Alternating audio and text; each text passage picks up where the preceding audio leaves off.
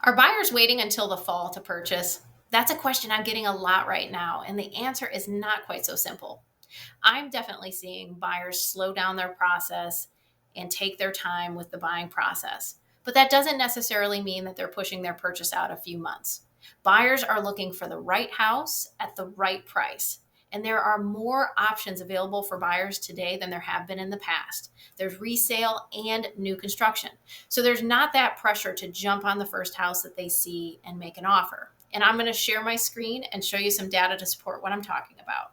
So, first of all, talking about more options for buyers available today, new listings across the country rose 2.4% year over year in June, and that closes out the strongest spring since 2022.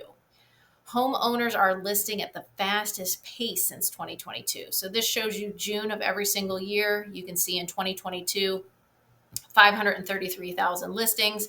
We dropped off to under 400,000. We've been increasing every single June since. However, what's going on with buyers?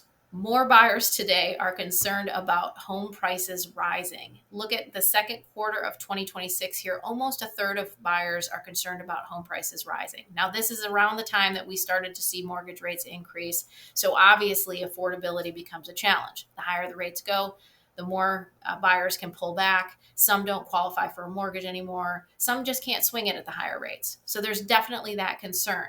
Now, with that said, asking prices are falling. So you have more listings available, buyers, slowing down the process, or we're losing some who are stepping back from the process because the rates are too high. So in answer to that, sellers are dropping their asking prices, and they fell again at a record pace, down 2.5% year over year. And that's the steepest annual drop in Realtor.com data since 2017 and the eighth straight month of declines. So sellers are starting to realize the reality of the marketplace, and we're going towards a more balanced, maybe more buyer-friendly market, depending where you are in the country. So sellers are reading market conditions and pricing accordingly. So rather than starting high and cutting, buyers are taking note and making bids. It's a welcome sign we're in a functioning market, or as I mentioned, a more normal and balanced market.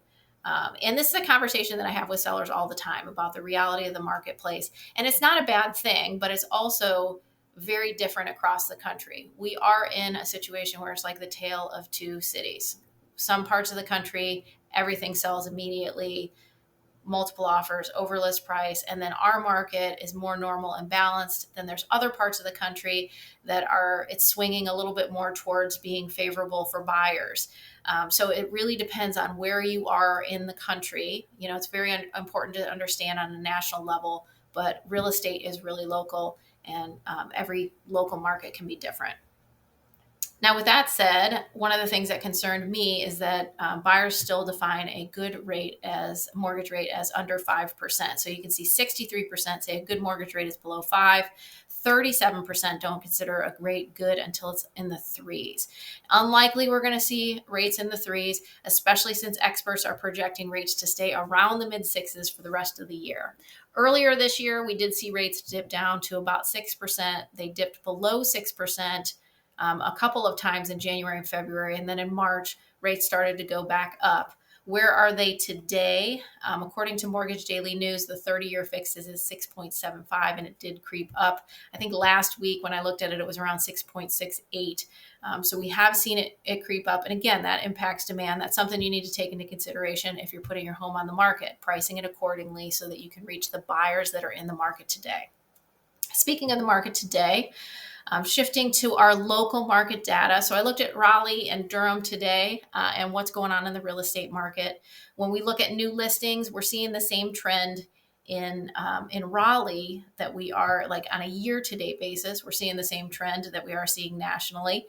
New listings up 1.6%. They were down for the month of July, but the data that we just looked at nationally was for June and didn't include July. When we look at closed sales, we're off almost 2%. Our median sales price off almost 3%, and then the average sales price up almost a percentage. But talking about sellers reducing their list pricing, reducing their asking price, and then coming off their list price to make the deal, these two percentages, the first one, this 96.6, shows what a seller got of the original list price when they first came on the market. So if you listed at 600,000, and you sold under that, it's taking that percentage of whatever you got divided by 600,000.